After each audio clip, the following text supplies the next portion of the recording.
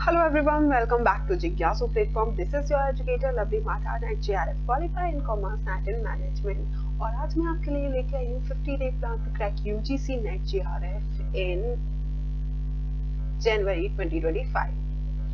As we know, आप में से कितने लोग फुल डेडिकेशन से इस एग्जाम की प्रिपरेशन कर रहे हैं?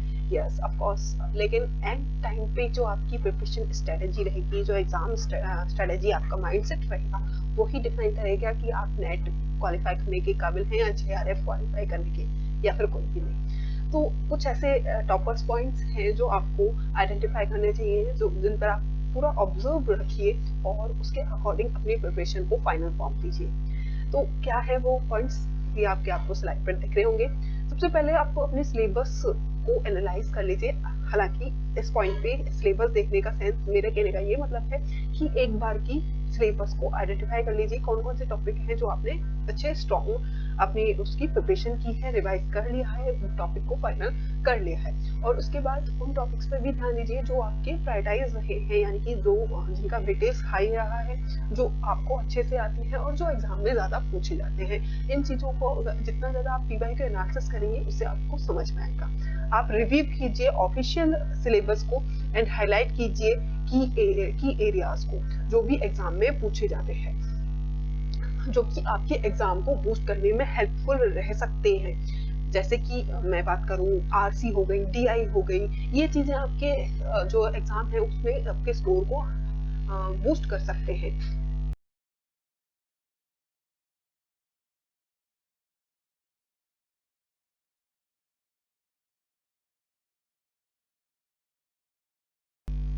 इसके बाद आप YouTube पे काफ़ी सारे ऐसे एजुकेटर्स हैं, कंटेंट क्रिएटर्स हैं जो अपने यूनिट 1 और पेपर 1 और पेपर 2 का फुल टू रिवीजन करते हैं। उनसे आपके जो कॉन्सेप्ट है उनकी क्लैरिटी इंप्रूव होगी, आपका रिकॉल बढ़ेगा, रिवीजन बहुत अच्छा होगा। तो आप उन वीडियो को देख लें, कम से कम 3 से 4 एजुकेटर्स को देख लेंगे तो काफ़ी अच्छे बेनिफिट आपको रहेगा। इसके साथ साथ आप PYQs को लगाना ना भूलें, उनका प्रॉपर एनालिसिस कीजिए ताकि आपकी जो एग्जाम का फियर है उसे कम किया जा सके। इसके बाद मूव करते हैं नेक्स्ट स्लाइड पे। जो जितने भी कॉन्सेप्ट आपने पढ़े हैं, थ्योरीज पढ़ी हैं या फिर फॉर्मूलाज पढ़े हैं, उनका क्विक रेफरेंस लेने के लिए उनको एक समराइज फॉर्म में अपने नोट्स से या फिर कोई भी आपने नोट्स परचेज किए हो या बुक परचेज की हो, उसके थ्रू अपने रिवीजन को बूस्ट करिए। ये एंड टाइम पे काफ़ी हेल्पफुल रहते हैं। कई बार कुछ कॉन्सेप्ट, कुछ थ्योरीज के या फिर कुछ फॉर्मूलाज होते हैं जो भूल जाने से हमारा पूरा क्वेश्चन खराब हो सकता है। तो ऐसी गलती ना हो, उनको ज़्यादा से ज़्यादा रिवाइज कीजिए। आप जितने हो सकते हैं न्यूमेरिकल प्रॉब्लम्स को सॉल्व कीजिए, बोथ पेपर 1 और पेपर 2 में। ये हमें पता है यूनिट 1 में DI हो गई, RC हो गई, या फिर मैं कहूँ मैथमेटिकल रीजनिंग हो गई, उन सब में आपको ऐसे क्वेश्चंस देखने को मिल जाते हैं। पेपर 2 में भी टैक्स के क्वेश्चंस हैं, अकाउंट्स के क्वेश्चंस हैं, जो आपको न्यूमेरिकल फॉर्म में मिल जाते हैं। तो इनको जितना ज़्यादा अच्छे से अटेम्प्ट करेंगे उतना ही आपकी कैलकुलेशन स्पीड अच्छी होगी और टाइम भी सेव होगा आपका। और topic summaries last minute revision करने के लिए बहुत ज़्यादा ज़रूरी होती है। शॉर्ट्स नोट्स आपने बनाए हो, अगर नहीं भी बनाए हो तो दूसरों के शॉर्ट नोट्स से स्टडी कर लीजिए, क्योंकि इस टाइम पे बनाना तो नामुमकिन काम है, वेस्ट ऑफ टाइम हो जाएगा अगर आप लास्ट मिनट पे ये चीज़ें बनाने बैठते हो।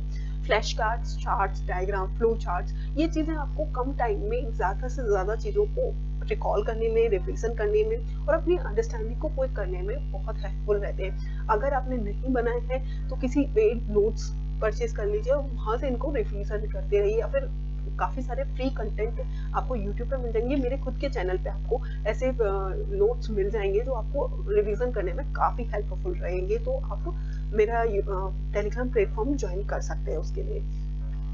मूव करते हैं नेक्स्ट स्लाइड पर। आप टाइम मैनेजमेंट पे अच्छा ध्यान रखिए, क्योंकि टाइम ही की है success to success.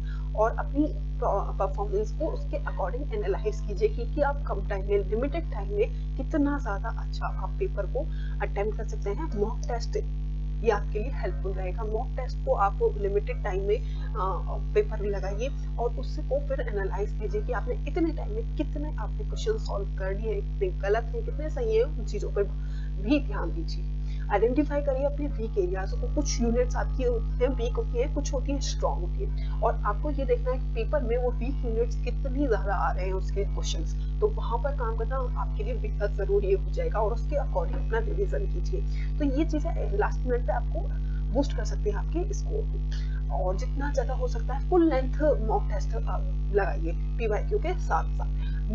Full length test का मतलब हो गया आपको 1 घंटे पेपर 1 के और 2 आवर्स पेपर 2 के, यानी कि लगातार 3 घंटे आप बैठ के पेपर अटेम्प्ट कीजिए, और उसके साथ साथ उसके बाद एनालाइज भी कीजिए कि कितना आपने स्कोर किया, कौन कौन से टॉपिक्स आपके स्ट्रॉन्ग है, कौन से वीक हैं, और कितना आपको उसके अकॉर्डिंग स्ट्रेटेजी बनाने की जरूरत है। इसके बाद इसके साथ साथ आपको अपनी जो परफॉर्मेंस है उसको एडजस्ट करना होगा, अपनी स्ट्रेटेजी को भी एडजस्ट करना होगा। फ्लेक्सिबल स्ट्रेटेजी यूज करेंगे उतना ही ज्यादा आपको बेनिफिट मिलेगा।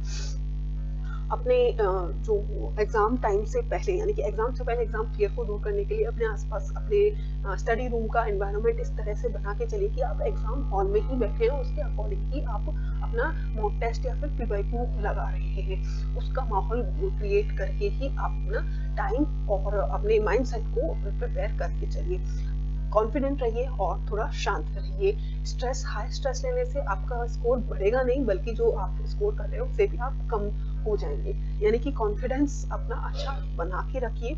और इसी के साथ आप टॉपर्स के इंटरव्यू देख सकते हैं। जो पिछले जो एग्जाम में टॉपर्स हैं उनके इंटरव्यू देखिए, और ऑब्जर्व कीजिए उनका स्कोर क्या था, उनकी स्ट्रेटेजी क्या थी, और उनका क्या माइंडसेट लेकर वो चले थे एग्जाम के टाइम पे, और उनका एग्जाम एल्गोरिथम क्या था, किस तरह से हमको एग्जाम को अटेम्प्ट करना है और कितना स्कोर हमें लेकर चलना है। ये नहीं कि 100% लेकर चलना है, नहीं, 100% कोई नहीं लेता है। 70% भी अगर आप स्कोर करके चलो ना, बहुत बेनिफिशियल है। मैं तो कहती हूँ 65% भी बहुत अच्छा है। और इसके साथ साथ आप, अगर आपके पास टाइम है, आपकी प्रिपरेशन पूरी हो चुकी है, सारे पॉइंट्स आपने कवर कर लिए हैं, तो देखिए, या तो आपने पिछले साल लास्ट ईयर अटेम्प्ट किया हो एग्जाम, अगर नहीं किया है तो कोई भी आप टॉपर्स का इंटरव्यू में आप जो देखा है उनके स्कोर के साथ, उनकी स्ट्रेटेजी के साथ अपने आप को कंपेयर कीजिए। देखिए कितने सिमिलर आप उससे हैं और कितना आप में और उसमें डिफरेंस है। जितना ज्यादा आपका डिफरेंस होगा उसको कम कीजिए, सिमिलैरिटी बढ़ाइए। एकदम से उसके जैसा ही नहीं करना है, अपने अकॉर्डिंग चीजों को एडजस्ट कीजिए। और अगर आपने प्रीवियस ईयर में क्वेश्चंस दिए हैं, सॉरी पेपर्स दिए हैं और आप फेल हो गए हो, या फिर आपका जेआरएफ नहीं हुआ हो, 1-2 मार्क्स से कई लोग ऐसे हैं जो जिनका जेआरएफ रहता है, तो क्या गलती आपने पिछले साल की थी उसको एनालाइज कीजिए, नोट कीजिए और उसको दूर करने की कोशिश कीजिए।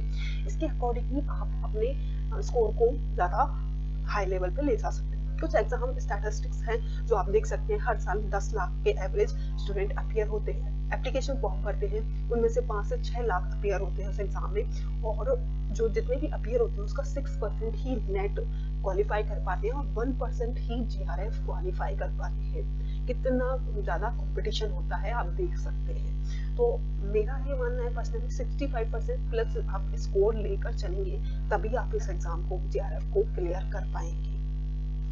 कुछ अनदर पॉइंट्स हैं जो आपको रिमेम्बर रखने चाहिए, याद रखने चाहिए। कोई एजुकेटर नहीं बताता है कि आपको खुद को ही एडजस्ट करना होगा।